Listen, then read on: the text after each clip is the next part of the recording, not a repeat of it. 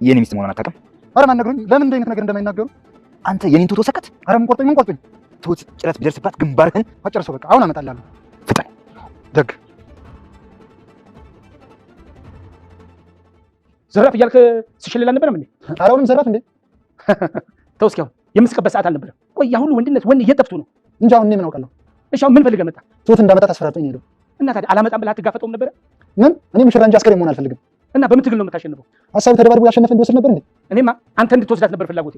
ታዲያ አሁን እሱ አስፈራራህ? እኔ ለራሴ አልፈራ። ከኔ ጋር ደግሞ ምንም የሚያገናኘው ነገር የለም። ለአንተም ለቤተሰብም እፈራለሁ። እኔ እንደነገርኩህ ይሁን። ለእኔም አስብልኝ እንጂ ውርደት እኮ ነው። አንድ የጠለፏትን ልጅ ፈርቼ ሳመጣ ውርደትስ አሁን ነው አንቦቅቦቆ አከናድሞ አመጣህ እኮ መስሎ እንጂ ፈርቼ አይደለም። አንተና ሰይጣን የሚያመሳስላችሁ ሁለታችሁን ተስፋ ለመቆጣችሁ ነው ታውቃለህ። ሄደሽ አቃጠርሽ አይደል? ሁሉም የሚወራው ስላንተ አይመስልህ። ፊልም ላይ እያየህ ሁሉንም ነገር ላይ መተግበር ስራ ይመስላል። ሰምኛለሽ? አሁን ያንቺን ህይወት ነው ሲወርም አደረግሽ። ምን አድርገህ? ጠብቂ፣ እሱን በሚገባ ማሳየሽ ይሆናል። በጣም ደስ ይለኛል። ቢያንስ እንኳን እምነሰምንት እንኳን ሀሳብ አቃጣሪ። አንቺ ሄደሽ ባታቃጠሪ ኖሮ ቤቱ ይሸጥ ነበር። እንዳንተ አይነት ቀሽም ሌባ አይቻለቅም። ሰማኛለህ? እኔ ብዙ ሀሳብ አለብኝ። ሀሳቤ ስላንተ አይደለም። እሺ አሁን ተወኝ ሂድ። ወይ ከተመስገን አሉሽ ወይ ከገንዘብ አሉሽ። ሰማኛለህ? ከወንጀለኛ ባልሽ መጥቷል። ማን ወንጀለኛ እንደሆነ አሳያለሁ።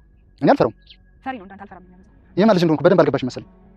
ቆይ ለምን አንቀልባ ገዝተህ አዝልህ? ገና እኮ ከምታዘል አላለፍክም። ከንቱ ዝም በይ። በደህና ጥፊ ነው የማጠናግርሽ። እጅ አዝሮ መፎከር ያውም ሴት ልጅ ላይ አንተ መቶልሃል። ለራስህ ብትሰራ ይሻላል። እሺ እንዴት ነው የምትመጪበት? በእናትሽ ሰው እኮ ነው። እሱ አይደል እንደሚያነደው አንተም እሱም እኩል ሰው ተብላችሁ መቆጠራችሁ። እልህ አታስይኝ። ካልሆነ ሌላ እንዴ ከዚህ በላይ መታገስ አለ እንዴ? አመጣለሁ ብሎ ሄዶ እኔ ማታለሉ ነው። ብትሄድም ቤት አያስቀምጧት። ግን ደግሞ ቤተሰቦቹ ከዚህ የትም አይሄዱ። እባክህ ታገስ። እኔ ደጋግሜ ታገስ የምልህ ነገሮች እንዳይበላሹ ነው። አይበላሽም። ለምን ይበላሽ? እና ሰው ገለህ በሰላም ትኖራለህ? ቢያንስ ትሁቴ በሰላም ትኖራለች። የእሷ ሰላም አንተ ሰላም ስትሆን ነው። ያንተ ነፍስ ማጥፋት የሚያኮራ ጉዳይ አይደለም። ማያ እኔ የሚወቅሰኝ ሰው ሳይሆን መፍትሄ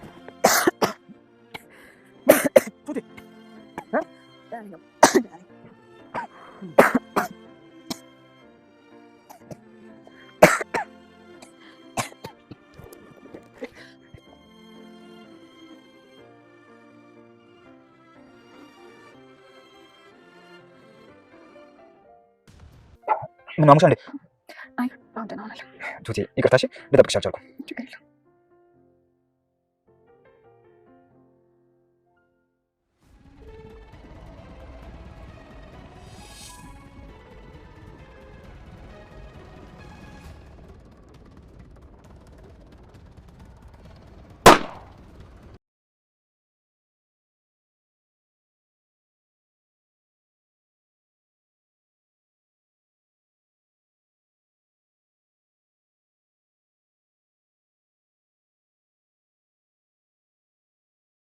ሰላም ጤና ይስጥልኝ። ውድና የተከበራችሁ የቻናል ቤተሰቦች በያላችሁበት ዓለም ዳርቻ ሰላማችሁ በዘት ተረፍ ይበል።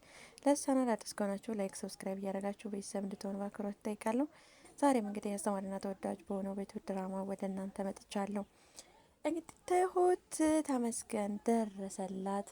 ከታገተችበትም ተፈታች። የጠለፋት ልጅም አምጥቶ ለተመስገን አስረከባት። እንግዲህ ተመስገን ማንም አይነካትም ሲል ከአዲስ አበባ ወደ ትሁት አገር ወደ ክፍለ ሀገር ሄዶ ነበር ማለት ነው።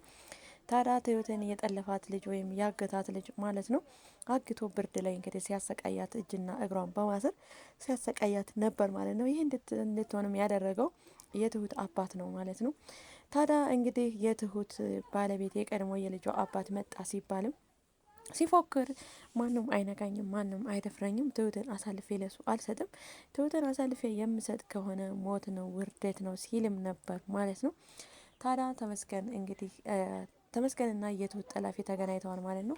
አንተ ነህ የትሁት የኔን ጠልፈህ የወሰካት ወይም አንተ ነህ ከኔ የወሰከው፣ እኔ የትሁት ባለቤት እንደሆንኩ አታውቅም ሲለውም ነበር ማለት ነው። አረ እኔ አላውቅም፣ ማን ነግሮኝ ለምን እንደማይናገሩ ምን አውቃለሁ ሲልም ነበር ማለት ነው። ታዲያ ደንግጦ እየተንቀጠቀጠ አሁኑኑ አምጣት አለትዛ አብረን እንሄድ ሲለው እኔ አምጥቼ አሁኑኑ አስረክባለሁ በማለትም እየሮጠ ወደ ትሁት አባት ጋር በመሄድ ከዚህ ጉድ አውጡኝ፣ ልጁን ተው በሉት፣ እኔ ክርክርም ሆነ ጸብ አልፈልግም ሲል ነበር ማለት ነው። ታዲያ ያ ሁሉም ፉከራ የት ሄደ ሲለውም ነበር እኔ እንጃ የት እንደሄደ አላውቅም፣ ነገር ግን አሁን ከዚህ ጸብ አልፈልግም ሲልም እንደ እሱንማ መጀመሪያ ምንህበት ነው የወሰካ ሲለው እኔ ሙሽራ መሆን እንጂ አስከሬኔ መሆን አልፈልግም፣ ስለዚህ ከዚህ ጉድ አውጡኝ ሲልም ነበር።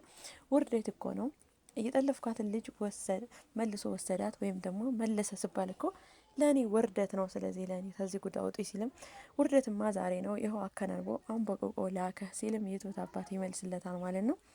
ታዲያ እንግዲህ ተመስገንም ጠብቆ ሲቀርበት ስለዚህ አላመጣትም ማለት ነው በማለትም እንግዲህ ስልክም እንዲደውል የትሁት ስልክ ሰጥተው ነበር ለተመስገን። ታዲያ ሚስትን እየተንከባከቡት ነው፣ በስነ ስርዓት አምጥቼ ቤት መልስላለሁ ሲልም ቃል ገብቶለት ነበር ማለት ነው። ታዲያ የትሁት አባትም ምንም ነገር ሳይፈጠር ምን ለቤተሰቦቻችን ስንል አንተም ሽማግሌ ላክና እሱም ሽማግሌ ልኮ ሽማግሌ እንግዲህ በሽማግሌ መውሰድ ትችላለህ እንጂ ከዛ ውጭ ያለው ይቅርብህ፣ በሽማግሌ ውሰዳት ሲልም ነበር ማለት ነው። ይህንን ስላለውም እንግዲህ እንደተባለው ትሁትን አምጥቶ ቤቷ አስቀምጧት እንግዲህ ሄዷል ማለት ነው። ታዲያ ትሁት 2 ቀን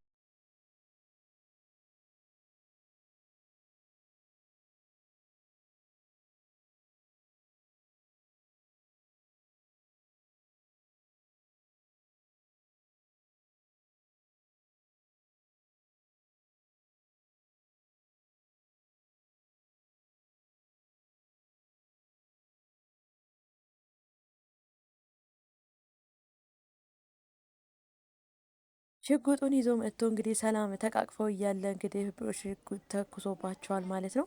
ታዲያ እንግዲህ ይህ ሽጉጥ ምናልባት የትሁት አባት ይሆን የተኮሰው? ምክንያቱም ያኛው ልጅ ሽጉጥ ይዞ ገጠመኝ ካየው ተመስገንን እና ትሁትን በአንድ እንዳይመታቸው ብሎ ሊፈራም ስለሚችል ምናልባት ለወታደርም ስለሆነ በማይመታ መልኩ እንግዲህ ለትሁትን ለጠለፈው ልጅ ለአቶ ደጀኔ ተኩሶ ይሆን ወይም ምክንያቱም የአቶ ደጀኔ ከተኮሰ ትሁትንም ተመስገንም በአንድ ሊመታቸው ስለሚችል የትሁት አባት ደግሞ ልጁ እንድትነካበት ስለማይፈልግ ምናልባት ይሄ ተተኮሰ ይሄ ነገር ተደብቆ ሲል ሊተኮስ ሲል አይቶት ከሆነ ምናልባት ልጄን ይገልብኛል በማለትም ቀድሜው ምናልባት ሊል ይችላል።